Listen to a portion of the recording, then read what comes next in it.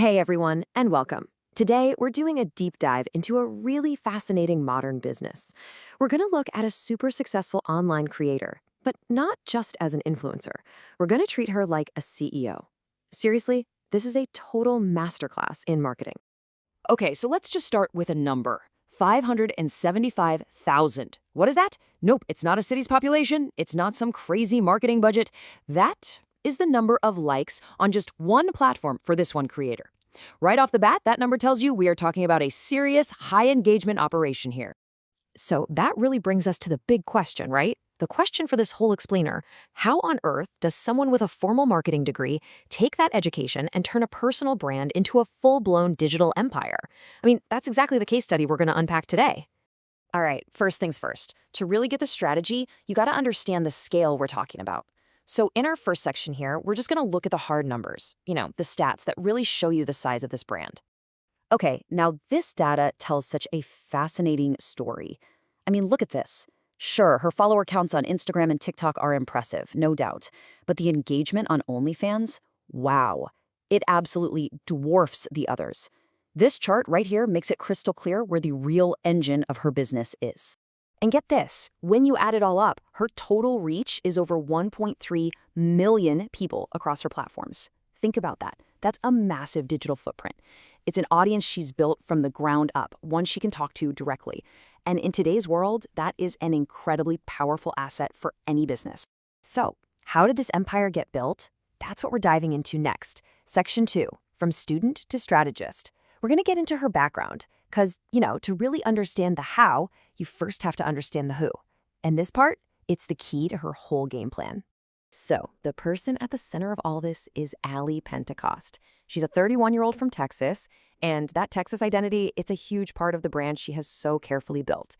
It's good to remember there's a real person behind these numbers. And here it is. This might be the most important detail of all. Her marketing degree from LSU. This isn't just some line on a resume, folks. This is her secret sauce. It's her competitive advantage. That formal education is literally the playbook for everything she does, from her branding all the way down to her sales strategy. There's a quote from the source material that just hits the nail on the head. It says, "She's not stumbling through this career, she's building a brand." And that says it all, doesn't it? This isn't luck, it's not a fluke viral moment. It is a deliberate, calculated plan. And that makes all the difference.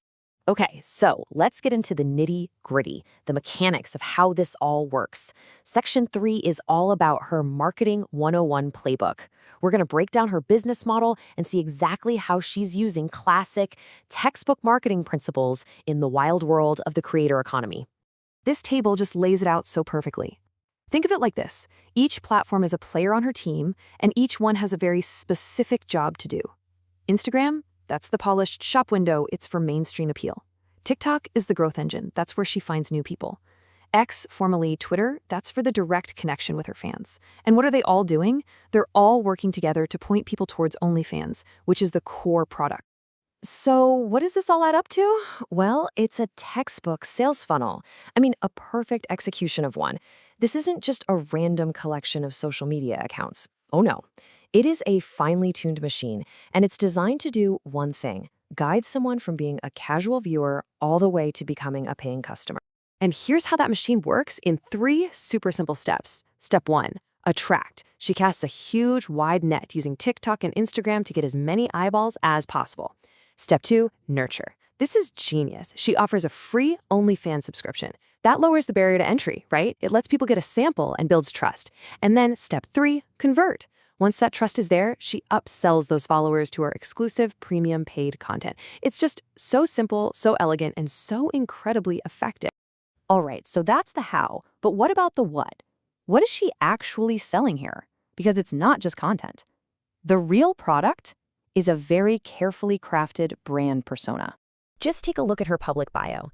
Your favorite girl next door, Texas living, world traveling, part-time homebody, full-time fun enthusiast. You hear those words, girl next door, Texas living, homebody. Every single one of those is chosen for a reason. They're meant to make her seem relatable, friendly, accessible, not some distant, unattainable celebrity. Now let's put that friendly, casual bio right next to a cold, hard marketing definition. Brand positioning. What is it? The strategic process of making a brand occupy a distinct position in the mind of the customer. See what's happening here? That whole girl next door thing, that's not just who she is. It is a calculated strategic market position. And that's really the two sides of the coin here, the duality at the very heart of her success. On one side, you've got the persona she projects, the girl next door, relatable, authentic, accessible. But on the other side, you've got the business reality, the marketing strategist.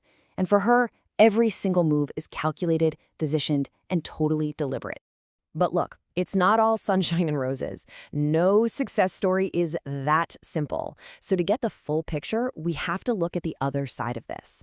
In our last section, we're going to talk about the realities and, frankly, the big risks that come with this kind of career. Yeah, the source material is really clear on this. This is not an easy job. You're dealing with social stigma and a digital footprint that is permanent. You've got constant privacy concerns. You're also heavily dependent on just one platform, in this case, Onlyfans, which is super risky. And then there's the very real risk of just burning out, not to mention the mess it can make of your personal relationships. So here's the real takeaway, the most important point of all of this. Ali Pentecost's story is not about getting lucky. It's not about going viral by accident. It is a powerful lesson in calculated entrepreneurship. It shows you, plain as day, how a real understanding of business strategy can be used to build a sustainable, profitable brand in this crazy digital world. And that kind of leaves us with a huge question to chew on, doesn't it? When you look at the creator economy today, you have to ask yourself, is every personality now just a calculated brand? Is authenticity just the new, most effective marketing strategy there is? It's definitely something to think about.